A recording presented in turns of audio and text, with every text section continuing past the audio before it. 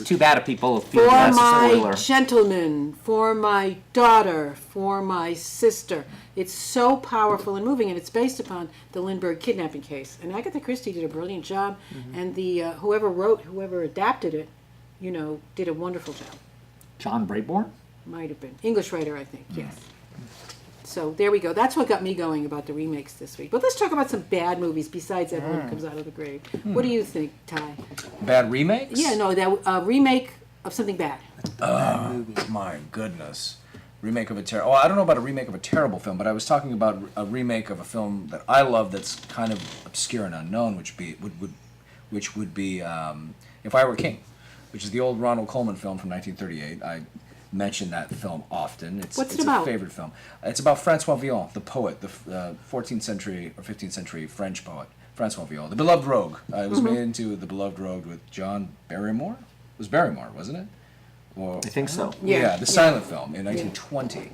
But then in 38, it was a film directed by Frank Lloyd, penned by Preston Sturges before he became a famous writer-director. And it's a wonderful film. The dialogue is terrific, and I love Ronald Colman. He was one of the most educated and well-spoken actors in the history of film, and also a silent film actor and pretty big star in the soapy films in the 40s. And he had a TV series in the 50s, too. Yeah, he was terrific and always poised. But I'd love to see that film redone.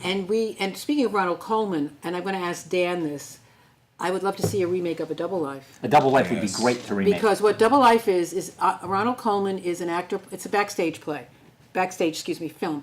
And it's Ronald Colman is playing Othello, and it's Shelley Winters, right? Playing Desdemona. And she's a waitress. She's a waitress, and he's jealous of her, and it's like life meets art, and there's a crossover, and it's a wonderful film, and I would love to see it remade. That I wouldn't have a problem with, because it would be a modern day version. It's when you're bringing things up to date, when you're taking a film that you can have a different interpretation now. I don't have a problem with remakes if the purpose is to make a really good film based upon another film. Then there is A Star Is Born, which has been done 3 times. Yes. Janet Gaynor, Frederick March in the 30s. It's actually 4 times, because What Price Hollywood was the first iteration. Yes, and then there was A Star Is Born with Janet Gaynor, Frederick March. Then there was the 1954 version with James Mason and Judy Garland. And then the one in the mid-70s, 77, 78, Streisand and Chris Christopherson. And somebody's going to do it again. I just know it. Of course. They're going to do hip-hop. Yeah, I think a big part of this as well is respecting the source material. A lot of people don't do that anymore. They don't respect the source material. They just say, who remembers blah? Who remembers this film? We're just going to make it our own. And whenever you disrespect the source material of any property, whether it be science fiction or something that's true to life, you end up running aground. I mean, no matter what it is. And we see that a lot. I think we see that a lot. We see films that are lovingly made and respectfully made, and you have that respect for them because they respect the audience. They respect the source material, the audience, the author. But then you have films, so many films, that just kind of, they don't, and you can feel it, and you feel like they're talking down to you, and they fail, and rightfully so. There was a remake of something that probably shouldn't have been touched because it doesn't work anymore, which is The Women. The Women was a big remake in somewhat recent years.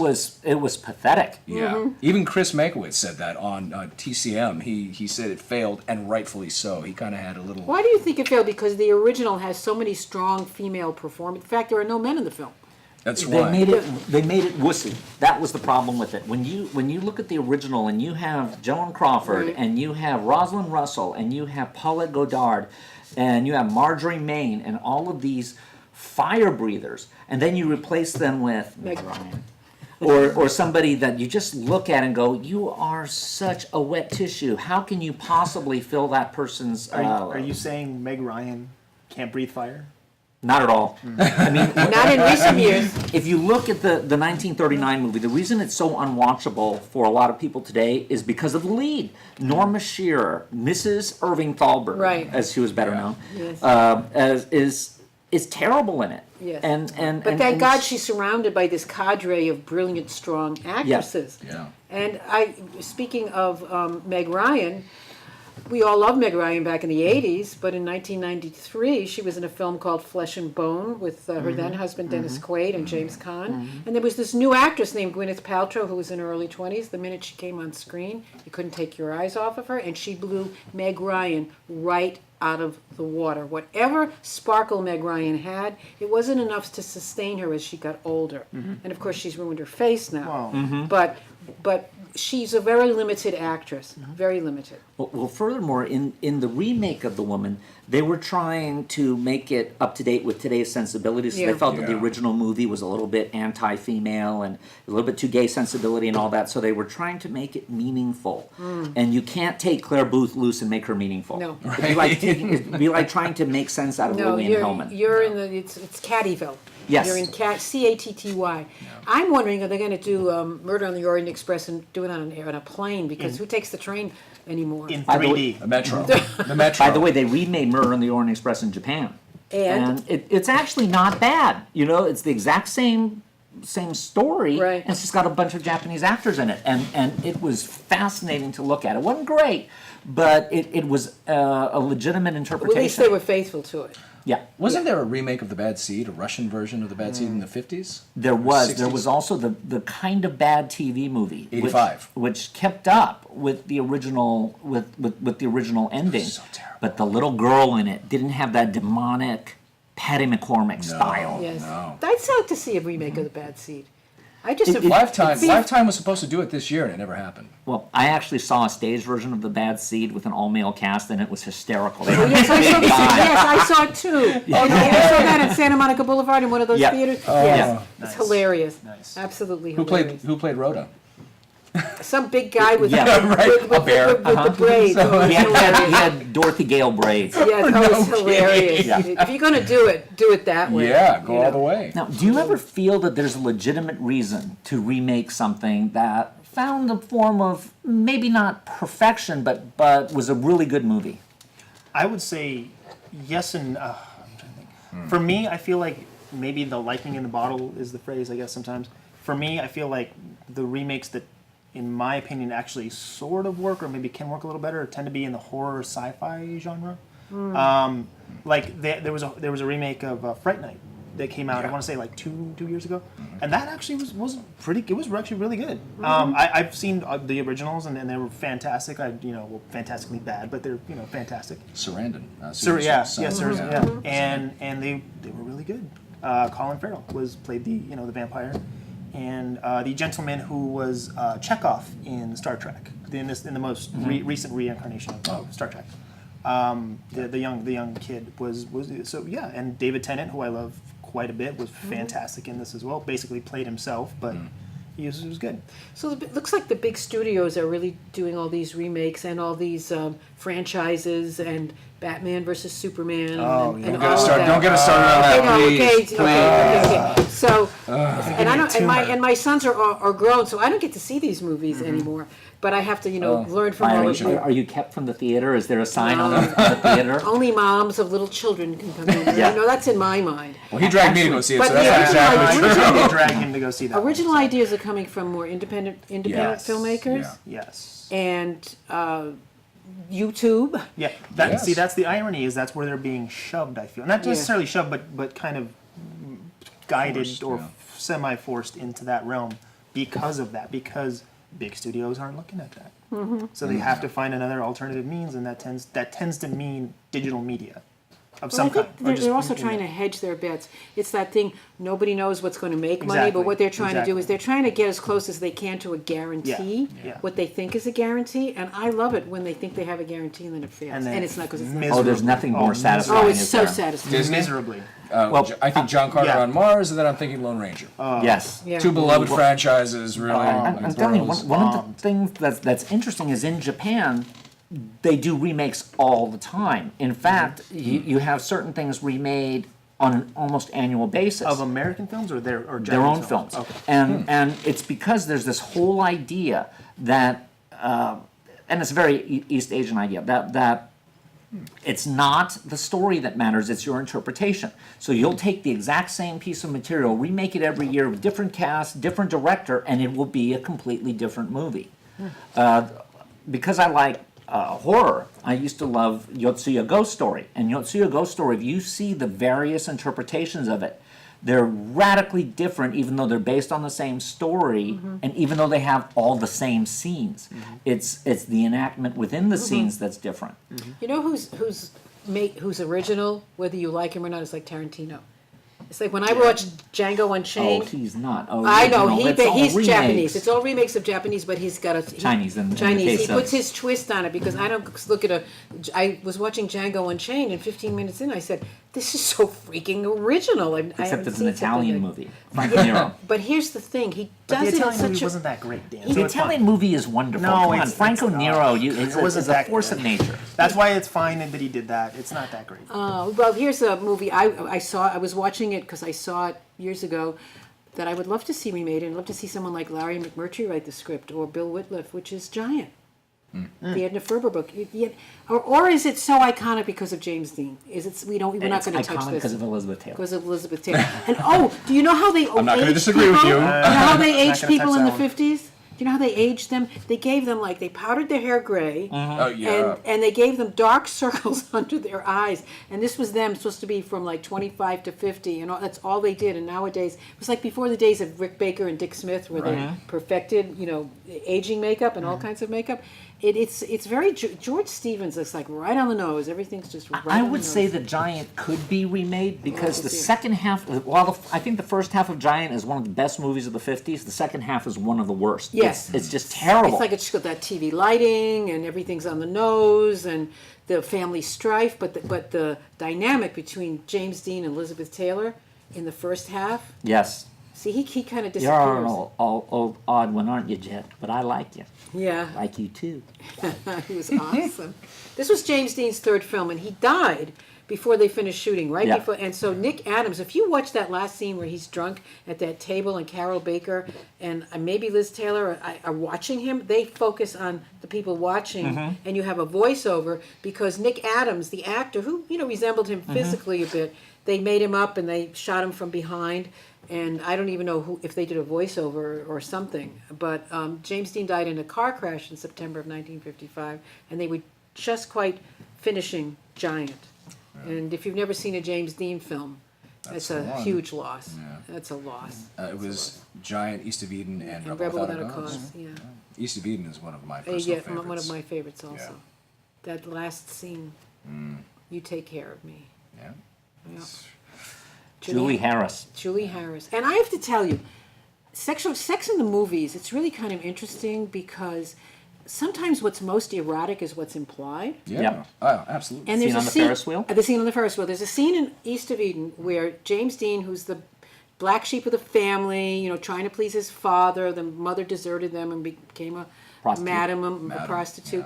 And he's on the Ferris wheel with his very good brother's fiance. And she's very fond of him. And they're sitting there and they're talking, and the Ferris wheel stops. And there's this conversation, and then there's this beautiful music, and they kiss. Leonard Rosenman, And they kiss.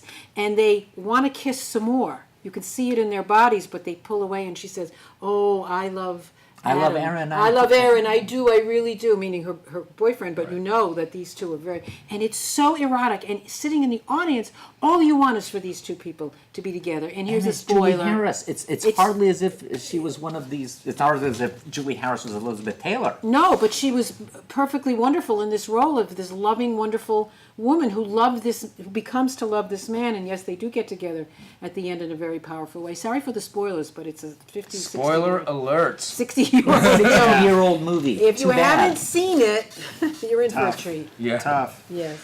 So what else needs remaking or should be? I have one. Okay. The Last Starfighter. which I don't know is if you ever saw that, but Ah. see, okay. Yeah, Familiar with I it? can see that. That's See, sort of- because it's a sci-fi film, basically a almost Star Wars-esque kind of feel to it, where a young kid loves this video game so much, like this one particular video game, and because he's so good at it, people from space recruit him to sort of go out and fight. It's sort of their recruiting tools, if you will, on Earth to like find someone who can do this thing. Just what you're into. Exactly. Saran. I know. It's what absolutely. I So know my it's- eyes are glazing over. Yeah, you're already. Yeah. I know. That's You're great. sold. But it was done It was okay. It was campy and cheesy, but I think if it was done today, I think it could be done really, really well. Well, as you were speaking, I was thinking about genres, and I was thinking about the Douglas Sirk genre, like the movie Carol, and that movie with Julianne Moore and Dennis Quaid. Who's the Far From Home? Yes, who's the director who's very Douglas Sirk-like? What's his name? That director. Oh, I can't think of his name. Todd Haynes. Todd Haynes. What he has done, and Carol. Who directed Carol? But it's based in the 50s on a Patricia Highsmith book, and they're doing it in the very stylized 50s way, which I really, really appreciate. So there are also movies being made, not necessarily remakes, but they're being made in the style. And what I would love to see is like even a remake of His Gal Friday. They did one, didn't they? They did. Oh, that one with yes. They remade it with Jack Lemmon and Walter Matthau Front Page. as Front Front Page. Page. Front Well, Page. that was the original play. Also, so actually, His Girl Friday was a remake. It was a remake of the Front Page with Charlie MacArthur and Ben Hecht. But Yes. who's in the yes? Pat O'Brien was in the original. Yes. And then they remade it again with, I want to say, Kathleen Turner and Christopher Reeve. And I And- can't remember the title of it. Front Page? No. No. What was that? Was Burt Reynolds in that? Yes. Yes. Yes. Yeah, and I That was can't the remember love name of it. triangle. That I was can't it. remember the name of it either. Yes, and it wasn't a very good movie. That's got Chris Reeve. It sold me. Yes, absolutely. No, But no, that it's- fast-talking Yes. career girl kind of thing. You wonder how, if they remade it today, in the social networking world, what that would be like. Because the themes are universal. The themes are timeless. It's all in the interpretation and the execution, obviously. But there is something, and I just want to, this may be from left field, and maybe you can explain this, and I know it's mid-Atlantic English, but when you watch Fred Astaire from Ginger Rogers films, and any of those films from the 30s, like My Man Godfrey, which is one of my favorite films of all time, that clipped, almost English way that they stay. Is it because they came from the stage, the way they spoke? Part of it was that. Part of it was to adapt to the microphones, and part of it was because they didn't want any discernible accent, because they didn't want people from the Northeast to be upset with people who had too much of a Southern accent or a Midwestern accent. So they kind of came up with their own accent, and it was all the elocution teachers who were teaching it. Yes, and if anybody has ever watched movies from the 30s, they sound like they're kind of from England, but they're not really. Right. And when you watch it today, it's like a 300 years ago watching it. Well, look, especially someone like Katharine Hepburn, who Yes. has that really Bryn Mawr style Yes. of talking, Yes. and it's That was very good, Dan. That was nice. But however, impressed. hers was not doesn't trouble me because she's Katharine Hepburn. Yeah. Then you had the naturalistic style of someone like Jimmy Stewart. I'm thinking of Philadelphia. But he was Story. very, very Midwestern. Yeah. And he would always play that. Almost hayseed. Hayseed made good. Do you know that My Man Godfrey was actually remade in the 50s with David Niven? Yes. Yeah. And And June it was- Allison, when she was doing Yes. all the remakes. Yeah, Yes. speaking of remakes, I love My Man Godfrey. And The original with the- Carole Lombard? Oh, yeah. Yes. Yeah, and it's an amazing film. If you haven't seen it, go see it. Go see Carole Lombard and William Powell. Yes. And when you It was look right at after they got divorced. Right, And yeah, yet they yeah. still have this chemistry. this kinship with each other. Yeah. That's, Yes. that just she was a comes great across. broad. And it was after his cancer, wasn't it? That was because Yeah. he had that Yes. cancer treatment. He had- So he he had was colon bouncing cancer. back at that point from a lot. Absolutely. And when you watch it, it's got And almost. losing Jean Harlow. Or did he lose her the next year? That was 36, right? Yeah. She died it in was 37, I think. 37. I think they were engaged, weren't they? They were engaged, Yeah. yeah. Yeah. Yeah. But if you watch My Man Godfrey, it's got a very modern feel to it because the humor is The very, art- very sharp. The Art Deco, I think, the the Art Art Deco. Deco style of it And all. the is just attitude, the great. dialogue. And the comedy. I mean, Yes, just the comedy. And wonderful. it still had that, the way they shot it too is also very, very large, very wide, and the set looked, because it was in a very large house that Right. was shot in for the most part, but it just has this beautiful old time feel, but a modern sensibility. And speaking of Philadelphia Story, Philip Barry was the playwright. The first movie, one of the first movies I watched with my late husband, who had been an actor, he was a writer, was Holiday. Oh. With Ah. Katharine Hepburn and Cary Grant. And he taught me to watch how physical actors are and how wonderful Cary Grant, how he used his body. He'd been an acrobat. So we're recommending movies right and left here for those of you who haven't seen these. So let's get back to Star is Born because I'm fascinated with, the 54 version, with Judy Garland and James Mason. I mean, I can either give you an homage to it or I can give you a slam of it. Which would you rather hear? Both. Slam. Because what happened was it was too long, and Warner's cut it, right? Yes, and Were they this- right to cut it? Yes, absolutely. Yes. And here's the thing: is that A Star Is Born, like so many other things, it's taught incorrectly. Is that they talk about how Warner Brothers went in there and they wouldn't allow George Cukor to go and recut it and make it better and do that. It's like, guys, they cut the camera neg. You can't really go in there and re-edit it again once you cut camera neg. And on top of that, the movie was already in release. If you pull it back and you're going in there and you're doing tweaks and trims and all of that, it's going to take months. And then you're going to release it and everyone's going to say, oh, well, you're reissuing it because it sucked the first time. So Warner Brothers, when they cut that footage out, was completely justified. The movie is... Now, I really like this movie, so take that with a grain of salt with what I'm going to say. It is unbearable to watch in its uncut form. At 3 hours and 1 minute, you know exactly where it's going to go, and it takes a long time getting there. And there's no surprises in it. Everything about it is great. The cinematography, well, some of the cinematography when they were trying to adjust to the CinemaScope frame, because Cukor didn't want to cut it the way 20th Century Fox was cutting. So it's odd. You have odd compositions and you have odd editing, but it still has Judy Garland's greatest performance. It has one of James Mason's best performances. It has some of the best musical numbers of the era. It has that one long take of Judy singing "The Man That Got Away." Yep. That's just mesmerizing. And that incredible opening at that charity show, Yeah. where she saves his rear end when he's drunk on stage. Yeah. And then he goes to try and find her. He's a drunken big movie star, and she's just a band singer and doesn't know how good she is. And there's a classic scene where he goes and finds her in an after-hours club with her band singing "The Man That Got Away." The night is bitter, and he stands there watching her sing, and it's incredible song, incredible performance. And he says, basically he says, you may probably know the dialogue. You're really great. You're great. You're wonderful. You're better than that. You're better than you know. Don't settle for the little dream. Go on after the big one. And it's like, yes, and he says, when you see you don't have to know anything about ballet to know a great ballerina. You don't have to know anything about bullfighting to know a great bullfighter. I don't know that much about singing, but I know that you're great. And so he brings her into the studio. She becomes a big movie star. Meanwhile, he doesn't stop drinking. His career goes downhill. On the decline. And in the end, he does something he thinks he's going to ruin her, bring her down. Spoiler alert. I'm just saying. And he walks into the ocean and drowns himself as an act of love. But then it has this incredible scene in it where Tom Noonan, who Right. no one ever thought would be able to pull something like this off, Right.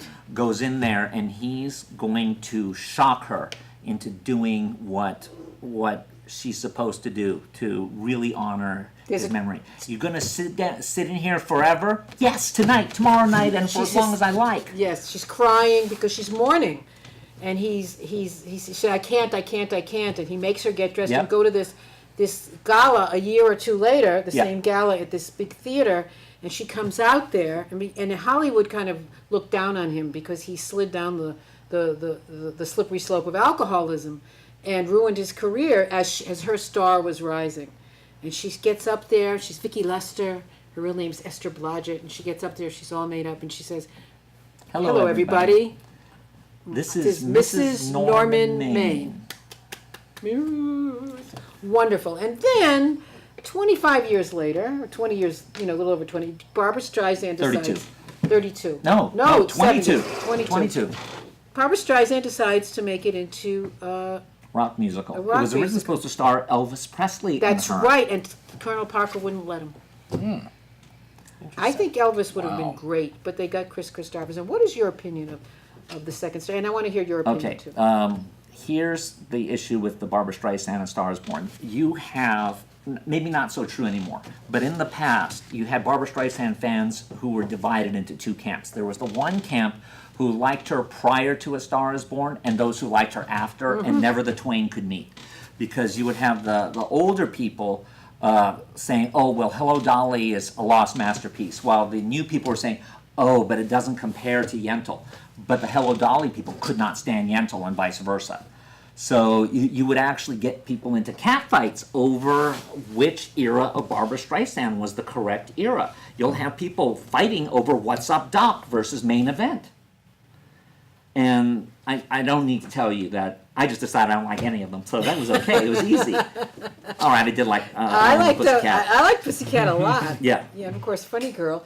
I liked her when Funny she Girl first came secretly out. doesn't hold up well. What doesn't? Funny Girl. The first half is good. No, it doesn't hold up. But the second half, whenever you have a movie where someone says a line, something to the effect like, Fanny, love him a little less, help him a little more, you know you're in trouble in the movie. Right on the nose, right? Mm-hmm. Right. Well, I remember, I liked her when she first started her first three albums. Those first three albums where you'd never heard a voice like that. So, but it was her hair, that Esther Blodgett curly Jewish hair that she had. She said, how Jewish can you be? I can be really Jewish, you know. And I'm Jewish, so I can say that. She can say it. We can't. Yeah. What about you? What did you think about Stars Born? My favorite is always the Judy Garland one. That's the one I saw first, and Under Attack. No. I guess the light doesn't agree Show with must me. go on. There you go. Judy is always my favorite because that's the first one I had seen. Have you ever seen the short version? Yeah. I probably I have. I've recently seen the longer version, the longer cut that's been released. But Where they no, have the still pictures and the voiceovers? Yes, yeah, 'cause that's fun. Like Lost Horizon. Yeah. It's still my favorite of the bunch. I love Judy. I think you can't beat her. Even There's Streisand. no one like her. No, even Streisand can't come too close. But I just wish they had originally released it at 154 minutes. The only scene that I really regret being cut out, if you watch the 2.5 version, is Lose That Long Face. Yeah. The one where she's out there doing a clown scene, then she comes in, a clown musical number, she comes in and does this really dramatic breakdown, then she goes out there and finishes the song. Is that the one where she talks to Charles? Charles Bickford, yep. Charles Bickford, yes.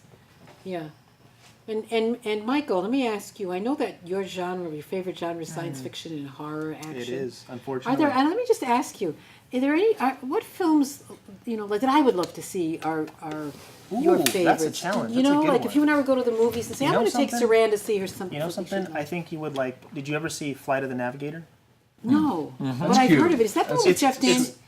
No, who's it? Jeff Daniel wasn't the dad. No. Who was the dad? I can't Can't remember, but it's got the greatest dog Yeah. in movies. Oh, the Yeah. biggest, It's- dog. Of Yeah, course. it's There you go. the movie. Granted, it is quote unquote sci-fi, if you will, and more of a family even film. but it's more of Yeah. a family film. It's Yeah. it's about this kid who is taken out from the past and then put in the present, but his family has continued along their lives as normal. So it's been like 20 years, and they've all grown up and whatever. And they thought he like disappeared, and so they didn't know what happened to him. And then he reappears, and that 20 years later, and he's still the same age. He's a kid. Oh, wow. Because he was abducted by a UFO that basically time traveled him to that era. Right.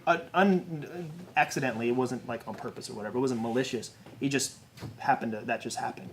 And so it's how that family deals with that. How that family deals with all that lost time and these feelings of guilt and like his brother was just like, oh oh my God, like I grew up without you, like but I still love you, and just that relationship, that parent-child relationship, and how that's constrained or strained with that. Yes, and I do have to have a caveat here.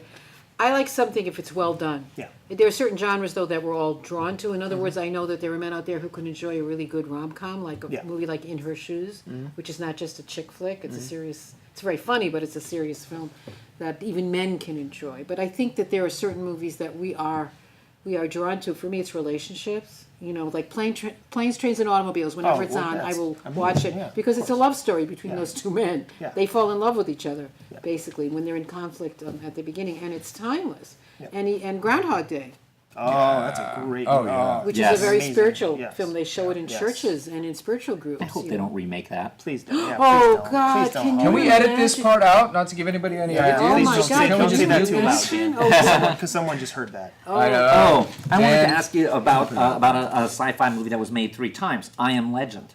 Oh, I'm a huge Richard Madison fan. Yeah. Yes. I mean, Yeah. and I the agree. first one is The Last Man on Earth. I'm sorry, you asked that question to him. No, I didn't mean to no. comment No, on that. no, both of them. Okay, look. No, what, do you No, remember I the would first say, one? yeah, I've seen the first one. I would say that's probably the best version. The Last Man on Earth Yeah. with Vincent Yeah, Price. I do like. It's the most faithful. To the book. To the yes. book. Yeah, To the I book. would Yes. I don't know And why then they the can't newest make reincarnation with Will Smith. The first 2 acts were perfect. The first 2 acts Yeah. were perfect in that because and then it fell apart. they just at fell the apart. last- It's Deus Ex Machina. You know, somebody Yes. just comes out of nowhere and kind of Yes. screws up his life and saves the There day. we go. And Omega Man in the 70s is just, it's just a Chuck Heston film in the 70s. It's fine. bad, but I don't- gotta it's tell you, I fine. really like Yeah, it. I do too. I don't do mind too. the Heston at all. Goofy. It's just No. it's campy and ridiculous, but I like it. I've read the book, and for those who haven't read the book, you need to read the book. It's a very visually stimulating book in your imagination, and the end of it is perfect. I'm not going to give away the ending of the book, but the ending of the book is how every film should have ended, because it's Yes. because it explains exactly what he is, why he is, and what he is to them, because it switches the perspective. And the What's the last story? One, the story is about a man after some kind of biological apocalypse is one of the few survivors, if not one of the only survivors, who is not susceptible to this disease that turns humanity into either one of 2 groups, and they never put the 2 groups together Yeah, in one film. It's either they're completely zombies, or they're like mindless zombies like The Walking Dead, or they're a group of mutants that are very cultish. Vampire. Yeah, Sort of, yeah, it's vampiric in a way, but it's through science. It's very interesting. It was written in 1954, and you wouldn't know it was what I written. love about it, You is wouldn't these- understand. I mean, you wouldn't see that it was written in the 50s until he brings out a projector and watches whole movies. You're like, oh, it's in the 50s. Yeah, 'Cause he- that's what I love about it. It's one of the terrific. first books to deal with stuff like that through science. It's not just magic and Loneliness, wizards. yeah. And just all of that stuff. But the Will Smith film, for me, I'd like your opinion on this too. The Will Smith film, I read the writers. They took his script off of DrewScriptorama.com because I remember it was up for a while. His script for I Am Legend, and I read it, and I'm like, oh, it's great. Then they took it down because they used his script in the final film years When you later. say his, you mean Will's? Mark something Protovich, or forgive don't me, I quote me missed. on that. Yeah, Yeah. I'm not I pronouncing imagine his Will name Smith correctly. had a lot of input into this. The too. third, of what's the course. third And act? the That's star what- doesn't the always first- have the It was best. which originally put the written for film at heart. Schwarzenegger. Yeah, and Cameron, Oh. James Cameron was supposed to direct in the Yes. 90s with Oh, wow. and That might have been Will Smith. That would have like, probably been better. Yeah. Well, the emotional impact of the first 2 acts are perfect. I loved them, and I liked it. They changed it enough. There's a Batman Superman nod in there Oh, that that every was- fanboy knows of. But as he's driving through the post-apocalyptic Yeah. world. There's a giant poster For movie. for Batman versus that was Superman. supposed to happen around that time. That didn't Yeah, happen. that was like But the third act is always the problem in that film. It Yeah. always is because he never I wouldn't goes say- out I the way wouldn't he's even say the supposed third. to. Yeah. I would say the last 15, 20 minutes. Yeah, but that's- really where it just. Well, But you know where? in the third act of that film is when that character shows up, and everything that's set up before is just Yeah, ruined. yeah. And it's like, just go by the book. I would The like book to is take perfect. every dystopian film and turn it into a romantic comedy. They have You those. know? Kind of what? Yeah. Because The Will 'cause- Smith and I'm version? I'm exaggerating because No. it's my least favorite genre is dystopia, where everything is gloomy and dark and raining and children of menish and no babies or people are zombies and Not the Mad Max series. but Mad Max had some Tina Turner. in the third Tina one. Turner Oh, yeah. had all those great Thunderdome. outfits, and Feathers. and it had a Thunderdome. lot of action. Well, it was an action film more than Yeah. anything, more than a dystopian. It actually had a brightness to it. Visually it was Color very palette. bright. And I don't know whether it's because I like to think of myself as an optimist or I just don't like bad news. But Don't watch the news. Don't read Yeah, your papers. don't- but dystopian is even Children of Men, which I know so many people like. It was like, oh please. It's just this very, very negative view of humanity and the future. So. It's not my favorite, and so, but that's just me. So I would like to take all of them and turn them into rom-coms. So since we're talking about vampires and Yes. remakes, Yes. how about which version of Dracula do you like the most? There's only dozens and dozens. Yeah, of them. there's only like 10,000 incarnations of that. Damn. The original The original Nosferatu, Werner Universal- Herzog. no, so- What's his name? Bela Lugosi. Lugosi, Christopher Lee, Or the Spanish version from What is- 30. yeah. Spanish version, Yeah.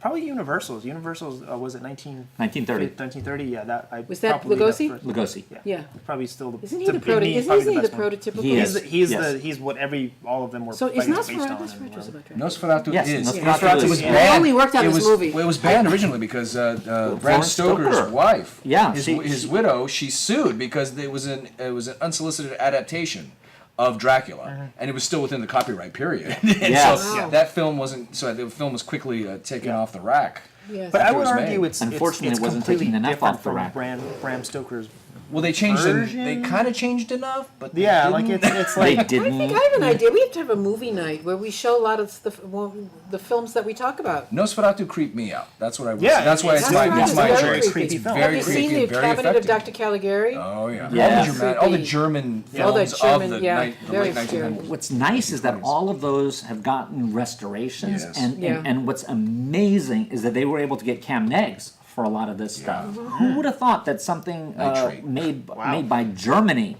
especially with World War II coming in the middle of it, Yeah. would still have a cam neg? And Caligari outside of Reel 1 has original cam neg. That's right. survived. That's right. Yeah. Can't keep a good film And down. you know what? What did For you everybody, recently? a Turner Classic Movie shows every Sunday night, like from 7 or 8 o'clock on. They show silent films, and you could see classics. You know, and it's really a nice adjustment just to sit and watch a silent film, and see how the acting was, and see some of the classic films. The comedies are amazing as well. Yes. Oh, When yeah. you go Yes. back to Buster Keaton and Chaplin, and when you watch Yeah. their short films, Roscoe, Fatty Arbuckle, their timing and their physical comedy is amazing. And I was learning recently because Criterion released one of his silents recently. City Light. It was either City Lights or something. But they were talking about how he filmed that at a certain speed. They cranked the camera at a certain speed, but they projected at a different speed. And that's what made his comedy work. So there's a lot of timing. There's a lot of Yeah. a lot of math that they had to do and be good at and understand how A, B, and C technologies had an work exquisite for it to get control that, of his- get of his that perfect body. effect. Silence. Silence Absolutely. did not have a regulated camera. It was only with the coming of sound that you had a regulated camera. So you would have the different projectionists and different cinematographers have different frame rates. What is the reason why silent films are so fast? It's because they're being projected at 24 FPS frames per second. And they're filmed And they're at. filmed somewhere between 16 and 20. Yeah. And why were they projected at 24? They couldn't be. You couldn't help it because once you put a sound stripe on it, it has to be 24 frames a second. Otherwise, the sound would be real high pitch. And also, it's not as if the projectors had variable speed controls. No, wait a second. to But they sync were it, right? silent To be able films. to Well, sync what's it. the sound? the music, music. because you still had they were never silent. That's a funny thing. We always called them silent films, but they just didn't have any dialogue. They always had some kind of music, some kind of sound effect. Yeah. A lot of Really? times- Wasn't the music played in the theater? Yes, the but organ- what would you had the happen organ is player. that for the bigger pictures, you would have the music sheet sent with the film. That's right. Yeah. Oh. The big parade and things like that. Yeah. Oh, the big parade. What a Yeah. great I film. saw that at the Sam Goldwyn Theater. Is that John Gilbert? Yes. Yes. And Oh, that was the it's first wonderful. silent film that really touched Yeah, me. I it's a saw the wonderful projected film. big and Metropolis. it's like, wow, Yes. Metropolis, which The Kid. That was- yeah, Ja- that was Ja- cool as well. Charlie Chaplin and Jackie. it was the Kid. Yes. That's where they explained The it. It was a Kid. Blu-ray, Yep. Criterion's Blu-ray of the Kid. where That'll they talk about the tear cranking. your heart out. Oh yeah, Absolutely. unbelievable. But the problem with a lot of the silent movies is that there's multiple versions because instead of Yeah. doing inner negatives, what you would do is you would just shoot multiple camera negatives. So you'd have one take being used for domestic, one take being used for foreign. So when you start putting together your restored versions, you can be pulling footage from multiple different iterations of the film. Yeah. That's a problem. Which Keaton movie is it? Is it The General? No, it's not The General. Blacksmith? No, there's a Keaton movie where the one with the good picture is not the one that has the best takes. That's interesting. Is that his shorts or one of his No, I think it's one of his. I think it's one of his features. It's not the. college? It's Steamboat not. Bill Jr., Sherlock Holmes, Steamboat Bill? Steamboat Bill. It could be. I'm gonna have to look it up. I don't You know, remember. speaking I didn't of- know that. You made me think about when I said The Kid, The Champ. Champ. Now, they remade it in the 70s with John Voight and Ricky Schroeder. A friend of mine was cast in that until they switched actors. Yeah. And, you know, John Voight's a great actor, Ricky Schroeder's a great actor, but when you see the original, Jackie that Cooper. scene Yes. where Wallace Beery dies, Jackie Cooper is in the pantheon of great child actors. Yeah. Yes. He tore your heart out, and then when his mother comes in, and she picks him up, oh my God. They did horrible things to him too. I mean, just like to make him cry. They did told him his dog was dead They or told him something? we shot your dog. We killed your dog. They pretended to take the dog around like a corner, fired a gun. Like we just killed your dog. Cry. I'm assuming this is before. Was this before the Oh, yeah. when they had Oh, Guardians? yeah. Oh, yeah. Well, they were doing stuff. They were doing crazy stuff. A friend of mine was a child actor, and they were doing that until the Twilight Zone movie. Twilight Zone movie, he said, changed everything Everything. because he was almost killed on set. He was in the fourth Herbie film. And he was driving, like pretending to drive Herbie, smiling, and the guy that's driving the cars in the back seat can't see anything. So he'd have to go. My friend would go left, right, left, and he said they almost drove off a cliff before, a few times, and so many other things. But he said after Twilight Zone, when that scene with Vic Morrow Vic and those Morrow, two yes, Vietnamese two kids. Vietnamese They kids. were decapitated by a helicopter. They were Indoors. crossing Yes. a stream, and John it was Landis raining or directed. something, and the helicopter got too low and decapitated them. him, one of the kids, and crushed the other kid. Yes, Yep. and that John Landis works all the time. Well, Universal paid a lot of money for that jury to come back with the verdict it did. Yep. Who? I mean, it was just such a mismanagement. And he knew Just- he knew. It wasn't like something that was so carefully planned went wrong. It was dangerous from the get-go, but he wanted that shot. There's a live helicopter inside of a soundstage. I mean, who does that? I mean, with explosions Cocaine going on. does that. Cocaine does that, exactly. But yeah, that's. Thank you. Are we gonna get sued? Let's get more viewers. No, yeah, kind it of was. awesome. But that's when everything changed for everybody in the industry, especially children, because they were still being exploited. And my friend would be vomiting and getting sick into a bucket, and the director goes, "Okay, look, we'll get this one take, and then we'll send you to the hospital, okay?" And then they get the take, and then wheel them off. Wow. Yeah. Yep. But anyway, back to remakes. Sorry. Well, Reboots, Magnificent remakes. Ambersons. That's another one. Okay, and I think sometimes well, didn't they take that away from Orson Welles? Yes. He It left. was the movie went he to made the- after Citizen Kane. Yes, and it would have been greater than Citizen Kane. People Yes, speculate. it's But based on No.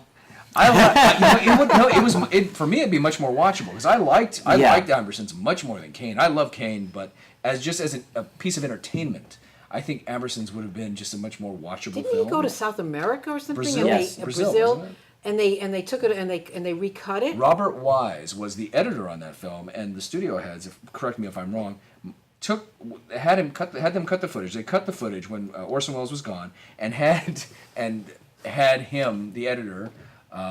They marched him down to a furnace and had him burn it. That's the story. No. What happened? What they did is they cut it and they threw it in a vault. And my guess, they just lost track of it because remember this was during the war, and you were going to reclaim the silver off of it. So maybe they did do it, but it would have been because they were doing that with everything. Exactly. The real reason they were upset with Magnificent Ambersons has everything to do with the fact that Kane was a box office disappointment. They're looking at this movie, they're testing it, and it's going through the floor, and they're going to panic. And that's why they hired Val Lewton to do Cat People and all of that, That's because right. they said, we're done with artists. We need people who can make hits. That's right. For no money. Yep. So they did Cat People, and they were resurrected.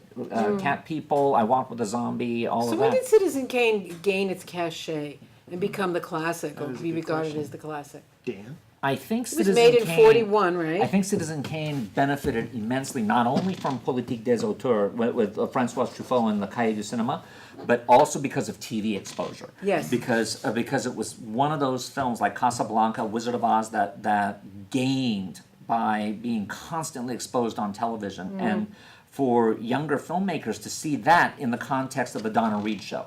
Because let's face it, if you're watching TV and your choice is looking at the Patty Duke playing two sisters, and then Citizen Kane is cousins, and then you have Citizen Kane on another Yes, station. yeah. Which one is ultimately going to captivate you? Yes, that's how I was exposed to it when I was 13 years old. You know, when you're teetering on the brink of something, teenagehood, you're still a kid, but and all these things are happening inside your body. And I was homesick one day, and it came on, and I'd never seen it, and for me, it thrilled me on a very deep level, my imagination, that there was this big world, this possibility of storytelling, of something beyond my own experience, which is what great films do for us. And I was 13 years old, but it was my favorite movie for a very long time, until Mean Streets was my favorite movie. Mean Streets. Scorsese's second film, Right. where the first time I ever saw Robert De Niro, he walks on screen and you're like, who is that? Who's that? I've seen it 100 times, and for many, many years it was my favorite movie because of how real it was, and how entertaining, and the soundtrack, just amazing. It's amazing. The first film that did that to me was my own film that broadened my horizons. I was The Shawshank Redemption, and I was about 13 when I saw it for the first time on my own, alone at my friend's house. What did it arouse in you? How did it make you feel? inspiring feeling of freedom and struggle. And throughout this film, you feel for this main character who's been falsely accused, and you just take this journey with him. And just when he's free, you feel free. It's the first time I really attached myself to a character and really felt what he felt. Yeah, when you And walk it's out of a amazing. great film like that, Yeah. you feel like you're still in the movie and that some of the characters are in you. What about you, Michael? What was a film that really influenced you when you were young? 12 Angry Men. Really? 12 Angry Men. I saw that when I was. Well, there's two. Actually, there's two films. That would be the intellectual cinephile, and then there was the other one, which is fun and fantastic, which is Blazing Saddles. That's wonderful. See, I have film a that story, can't be made I have today. a story about that. See, God, how old was I? I must have also been around 11 or 12, and I was in middle school, and God bless you, Mr. Ramos, wherever you are, decided just not to teach that day. He's just like, you know what, whatever. Here, I'll pop in a movie. I'm gonna go nurse a hangover or whatever whatever he was doing. We don't know if he was drunk. I don't know. I said allegedly. Allegedly. I don't know. There you go. And the point is, so he popped it. He's like, oh, I'm gonna put on a movie. And we're like, okay, cool, whatever. Puts this thing on, and we're like, Blazing Saddles, like what? Like, cause the infamous like dun dun dun dun. Yeah. And you're like, it's like 12. Like, what is this? Like, okay, let's watch. 5 minutes into it, I'm laughing my ass off. Like, I'm like, Oh my what God. is It's the this? funniest moment. What? This is awesome. Oh my God. And just all the things they were saying, I'm like, you can't say that. What? So if you No. had the same feeling, sense of freedom that Ty had Yeah. with Shawshank Yeah, Redemption, exactly. it was like It was releasing that in you. Exactly. It was the possibility, the comedic possibilities. Possibilities. I And- just went, oh my God. And you the can't serious do film this. was 12 Angry Men, And the serious one would be 12 Angry and Men. that's the 12 Angry Men in a jury room. Yeah, and a jury room. Yes. And just that struggle for justice, if you will, real justice. Like, what a jury must go, justice. Right. morality versus, so, yeah. Absolutely. Which And, was and good. and tell us about Valley of the Dolls. Yes, Okay, Dan. well, that go. isn't the Kick one. back, everybody. For me, the number one movie was always Gone with the Wind. Because Oh, that's true. Gone with the That's Wind true. was the movie that helped me get through almost every bad thing in my life that ever happened. Because you look at that and you go, okay, if these people can survive that, there's no excuse. Now, Valley of the Dolls is the movie that inspired me to move to LA and to become a cinema major and all of that, because it's about life out here. It's Okay, about wanting to be with people who are exciting and who live life on an edge. Okay, we've talked about Valley of the Dolls many times, and I know that you went with some friends to see a new Yeah, we saw restored it version. over at the Lemley Theater. They Yes. were doing it on Throwback But Thursdays. I want to. Okay, let's go back in time. How old were you the first time you saw it?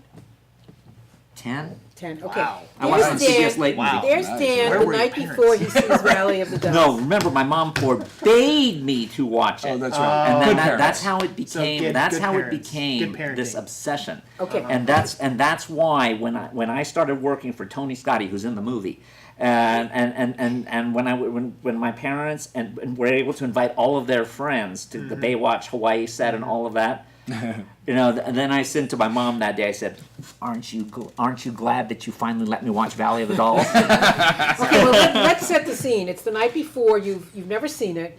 The next day you go to a friend's house or you sneak see it. However you saw it. CBS late movie was when I CBS first saw late it. movie, and your parents went to sleep, and you watched it, right? No, they were awake. They knew I was going to watch Oh, it they knew you because, were gonna because watch it. Okay. I read the book. Okay. And Okay. the book was like, wow. Okay, so the book was the beginning for you. So it opened up vistas. No, my mom forbidding me to watch it when it had its network TV premiere. Okay, but did what it. I'm trying to get at Exactly. It is became forbidden fruit. Exactly. before, and what I'm trying to get Parents? is there's Dan. Oh, and then my parents not telling me the truth about what happened to Sharon Tate. Oh, well, jeez. there's Fearless Vampire Killers was on. I'm setting a scene. There's Dan before Valley of the Dolls, Yeah. book and movie. Yeah. 10 years old. Mm-hmm. Then there's Dan afterwards, as you said. But years later, you came here. But you were 10 years old. In your 10-year-old mind, what was going on after you had seen this? What felt opened up to you? That it didn't matter where you were. It's that you had to focus on whatever your talent was.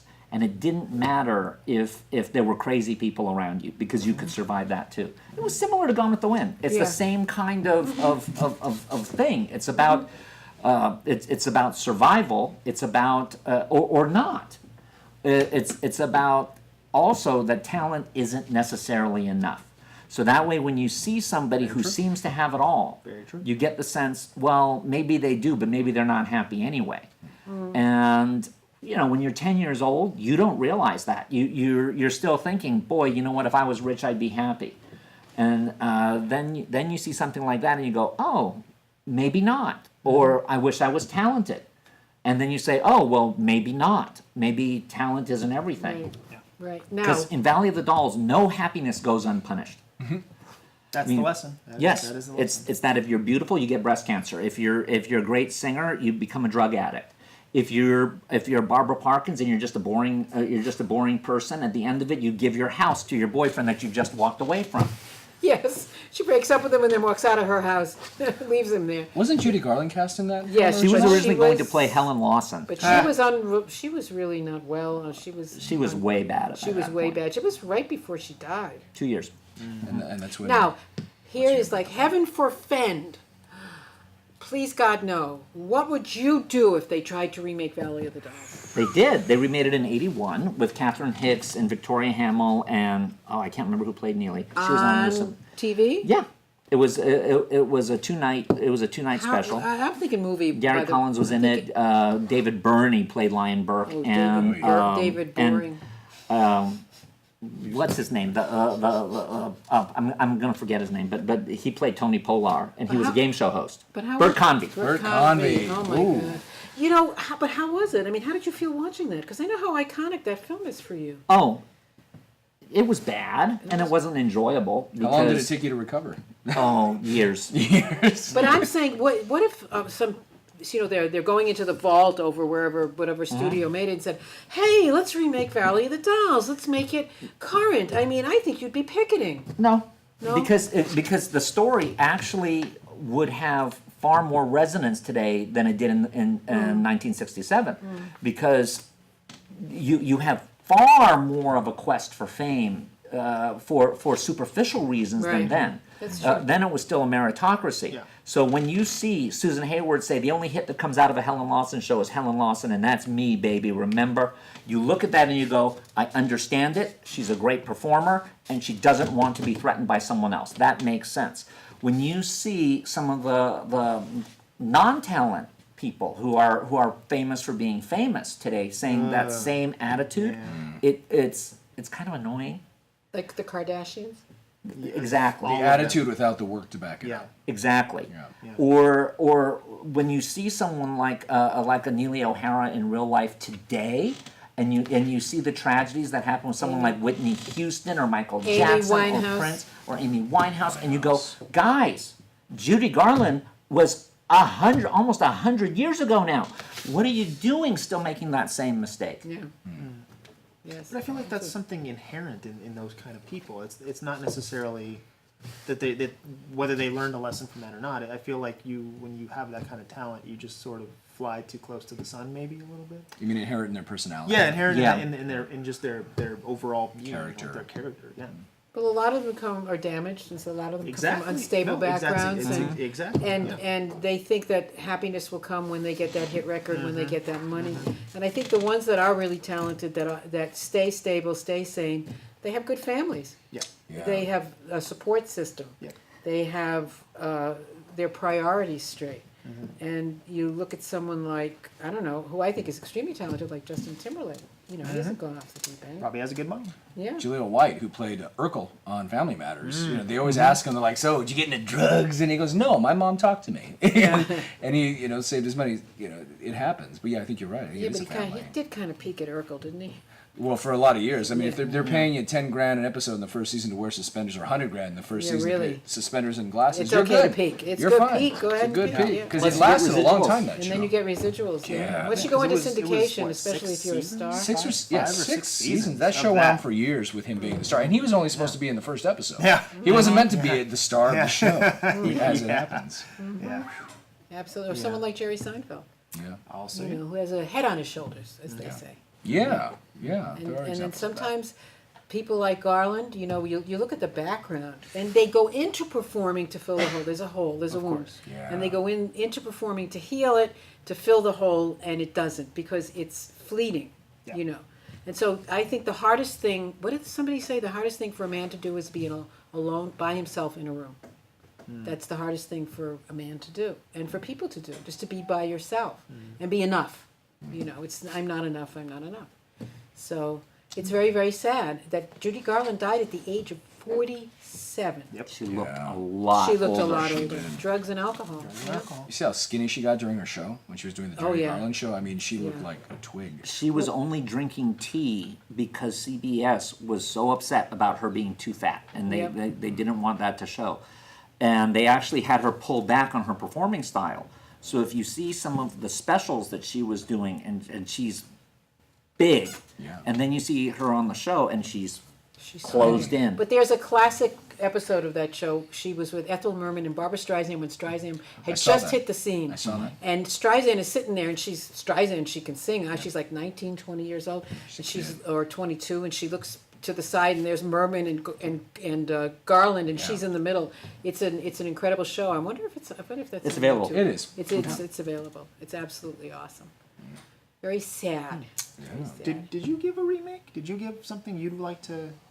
Or are you totally against it? Or are you just totally against? Just. I did, but I forgot. I did mention something. Oh, she did. Yeah, I think. I did, but you know what? It was a while ago. Yeah. I absolutely forgot. We've been talking for 3 days. So I know, it and I can't. I'm happens. sorry. It's been a long day, hasn't it? And I can't remember. Okay, what remake that's coming up do you not want to see? Ben-Hur.